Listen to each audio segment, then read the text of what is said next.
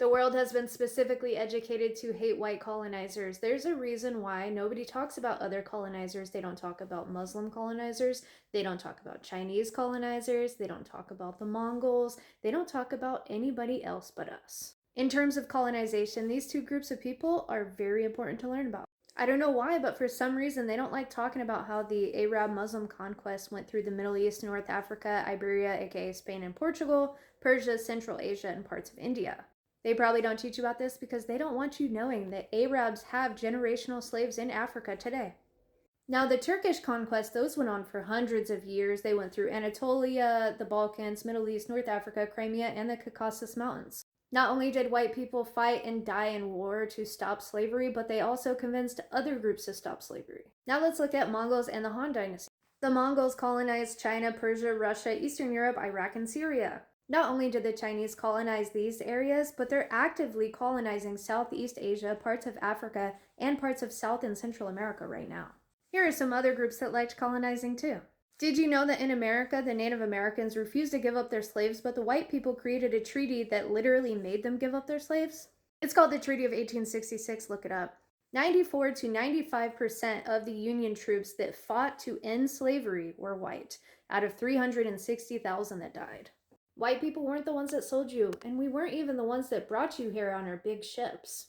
I mean, don't you think it's strange that they don't even bring up the diplomacy that went on between these nations and ours? Don't you think it's weird they don't even bring up the good parts of colonization, medicine, facilities, infrastructure, etc.?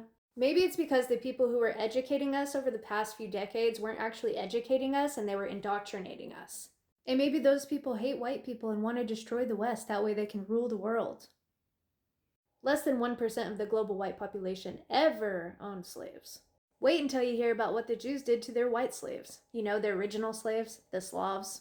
Alright, so let's take a look at how they've brainwashed this into people. So these are the original claims on the left, which are indeed true.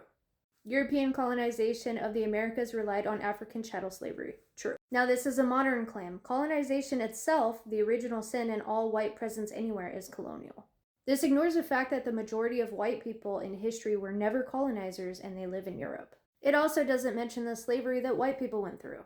Next claim, transatlantic slavery was race-based and hereditary. This is true. The modern claim likes to say that therefore all slavery everywhere was race-based and all white people are implicated. This is very false. It ignores the fact that most slavery was not race-based. Colonial powers got rich off of slave plantations. True. Now, in modern times, they're teaching people that this means that therefore modern white wealth or privilege comes today from slavery. That's not true at all. Rhetoric like that is extremely powerful and people believe it as truth regardless of how true it is.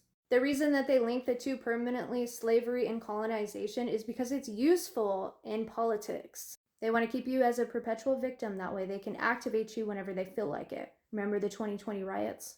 They separate the oppressor from the oppressed. They do this for a reason. Critical race theory, for example, the narratives that have changed from the 1970s until now. As you can see, Jewish involvement was foundational. CRT frames U.S. slavery as the origin of white supremacy, which is absolutely ridiculous, and what they're doing is they're trying to link it to the rest of the white world, that way they can get everybody against us. This is the number of prominent Jewish authors that were involved in creating all of these theories.